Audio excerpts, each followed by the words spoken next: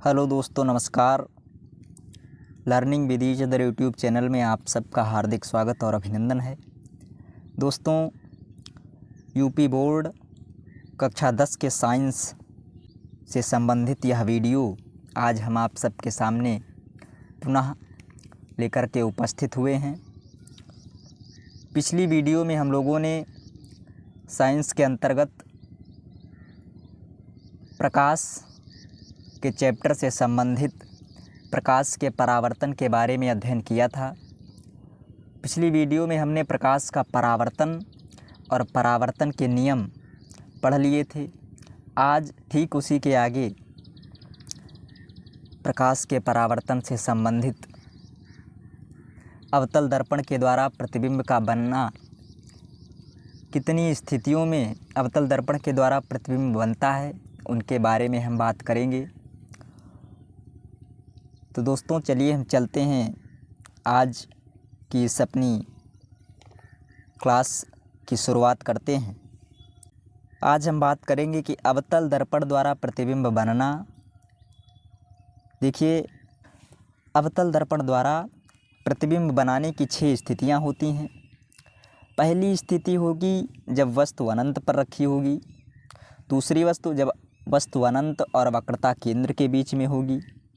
जब वस्तु वक्रता केंद्र पर स्थित होगी तब प्रतिबिंब कहाँ पर बनेगा, किस तरीके से बनेगा। जब वस्तु वक्रता केंद्र और मुख्य फोकस के बीच में होगी तब प्रतिबिंब की स्थिति क्या होगी और प्रतिबिंब की प्रकृति क्या होगी, इसके बारे में बात करेंगे। जब वस्तु मुख्य फोकस पर स्थित होगी तब प्रतिबिंब कहाँ पर बनेगा, और जब वस्तु मुख्य फोकस और ध्रुव के बीच में होगी तब प्रतिबिंब की स्थिति क्या होगी, प्रकृति क्या होगी। ये 6 स्थितियां होती हैं अवतल दर्पण में जब प्रतिबिंब हम लोग बना सकते हैं। तो एक एक करके इन्हीं के बारे में चर्चा करेंगे। आज की इस वीडियो में हम लोग 4 स्थितियों के बारे में चर्चा कर लेंगे और शेष की 2 स्थितियां अगली वीडियो में बात करेंगे। पहली, जब वस्तु अनंत पर रखी होगी। दूसरी, जब वस्तु अनंत और वक्रता केंद्र के बीच में होगी। तीसरी, जब वस्तु वक्रता केंद्र पर स्थित होगी। और चौथी, जब वस्तु वक्रता केंद्र और मुख्य फोकस के बीच में रखी होगी। इन 4 स्थितियों के बारे में आज हम अध्ययन करने चल रहे हैं। तो दोस्तों, चलते हैं हम अपने पहली स्थिति की तरफ कि जब वस्तु अनंत पर रखी होगी तब प्रतिबिंब की प्रकृति क्या होगी, स्थिति क्या होगी। देखिए, चित्र के द्वारा हम समझ सकते हैं।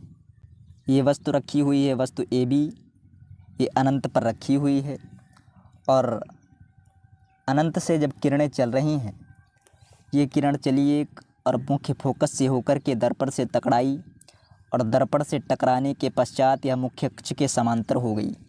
एक अन्य किरण जो सीधे वक्रता केंद्र से आ रही है और यह दर्पण से टकराने के पश्चात पुनः उसी दिशा में वापस चली जा रही है जिस दिशा से आ रही है। तो जहाँ पर ये दोनों किरणें आपस में मिल रही हैं वहीं पर प्रतिबिंब बनेगा।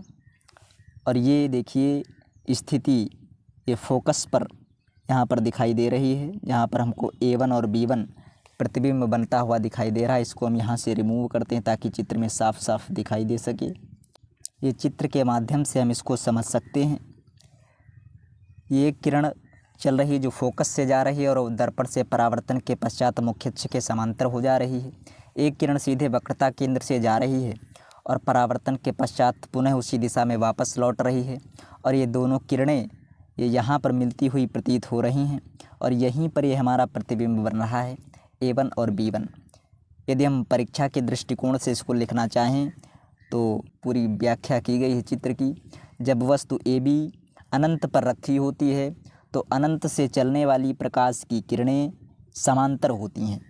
माना A से आने वाली वह किरणें जो फोकस से होकर जाती हैं तथा दर्पण से परावर्तन के पश्चात मुख्य अक्ष के समांतर हो जाती हैं। A से चलने वाली वह किरण जो वक्रता केंद्र से होकर जाती है तथा उसी मार्ग से वापस लौटती है और वह दोनों किरणें फोकस पर मिलती हैं और उसका प्रतिबिंब A1 B1 बनता है। तो ये पहली स्थिति थी जिसके बारे में हमने चर्चा की कि जब वस्तु अनंत पर रखी होगी तो उसका प्रतिबिंब फोकस पर बनेगा। तो दोस्तों, अब चलते हैं हम अपने अगली स्थिति, जब वस्तु अनंत और वक्रता केंद्र के बीच में स्थित होगी तब प्रतिबिंब की क्या स्थिति होगी। देखिए यहाँ पर भी हम चित्र के माध्यम से पहले समझते हैं। ये अनंत इधर हो जाएगा और इधर ये वक्रता केंद्र है, वस्तु इनके बीच में स्थित है। एक किरण सीधे मुख्य अक्ष के समांतर जा रही है और दर्पण से परावर्तन के पश्चात ये मुख्य फोकस से होकर के आ रही है, और एक किरण जो सीधे वक्रता केंद्र से होकर जाती है वह पुनः उसी मार्ग से वापस होकर के चली आती है, और ये दोनों किरणें वक्रता केंद्र और मुख्य फोकस के बीच में आपस में मिल रही हैं। यहीं पर हमारा प्रतिबिंब A1 और B1 बन रहा है, और यह प्रतिबिंब वस्तु से छोटा है, वास्तविक है और उल्टा बना है। देखिए वस्तु यहाँ पर ये इस तरीके से रखी हुई है और प्रतिबिंब उल्टा बन रहा है। ठीक, तो ये जब वस्तु अनंत और वक्रता केंद्र के बीच में स्थित है तो ये होती है प्रतिबिंब की स्थिति। यहाँ से हम इसको रिमूव करते हैं ताकि चित्र को समझने में कोई दिक्कत ना हो।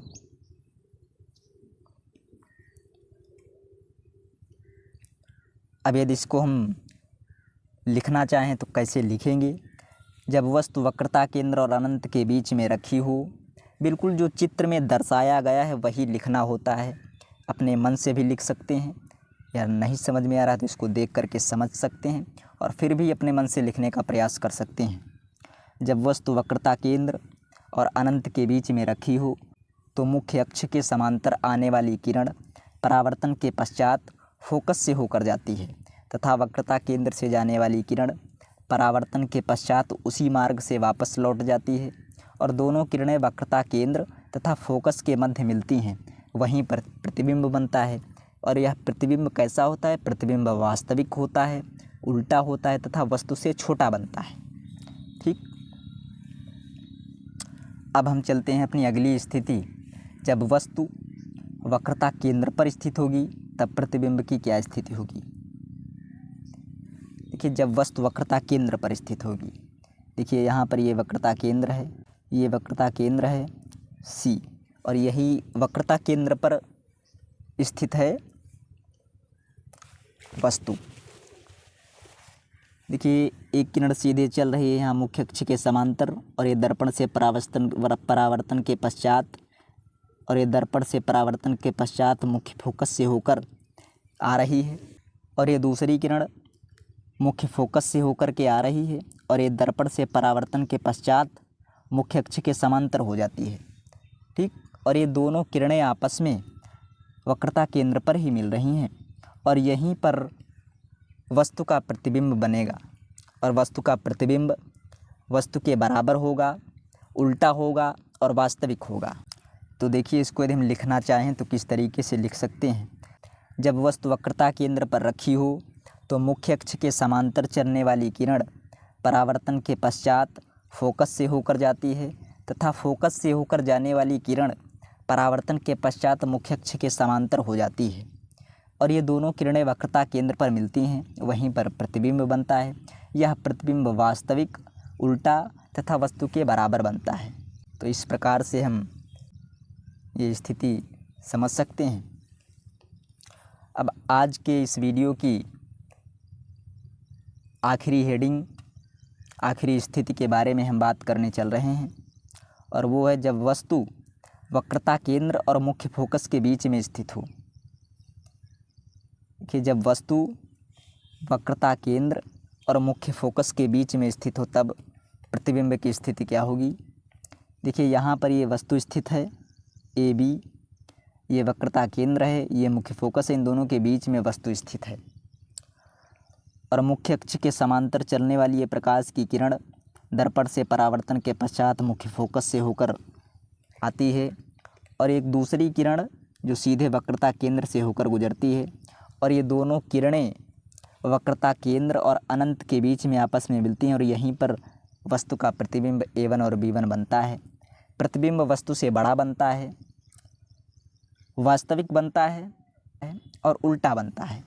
ठीक, यदि इसको हम लिखना चाहें तो किस प्रकार से लिख सकते हैं। जब वस्तु AB दर्पण के सामने वक्रता केंद्र तथा फोकस के मध्य रखी है तब मुख्य अक्ष के समांतर आने वाली किरणें परावर्तन के पश्चात फोकस से होकर जाती हैं तथा वक्रता केंद्र से जाने वाली किरणें जिस मार्ग से जाती हैं परावर्तन के पश्चात उसी मार्ग से वापस लौट आती हैं तथा वक्रता केंद्र के बाद मिलती हैं, जहाँ पर वस्तु का प्रतिबिंब वास्तविक, उल्टा तथा वस्तु से बड़ा बनता है। तो ये आज हम लोगों ने 4 स्थितियों के बारे में बात की। पहली स्थिति थी जब वस्तु अनंत पर स्थित हो तब वस्तु का प्रतिबिंब कहाँ बनता है। दूसरी स्थिति हमने देखी जब वस्तु अनंत और वक्रता केंद्र के बीच में स्थित होगी तब प्रतिबिंब कहाँ पर बनेगा। तीसरी स्थिति हमने देखी जब वस्तु वक्रता केंद्र पर स्थित होगी और चौथी जब वस्तु वक्रता केंद्र और मुख्य फोकस के बीच में स्थित होगी। इन 4 स्थितियों के बारे में आज हमने बात की है। अवतल दर्पण के द्वारा प्रतिबिंब सदैव उल्टा बनेगा और वास्तविक बनेगा। बाकी स्थितियों के आधार पर छोटा और बड़ा हो सकता है, लेकिन एक बात सदैव याद रखनी है कि अवतल दर्पण के द्वारा प्रतिबिंब सदैव उल्टा और वास्तविक बनेगा। तो दोस्तों, वीडियो अच्छी लगे तो वीडियो को लाइक करें, शेयर करें और चैनल को सब्सक्राइब ज़रूर करें। धन्यवाद।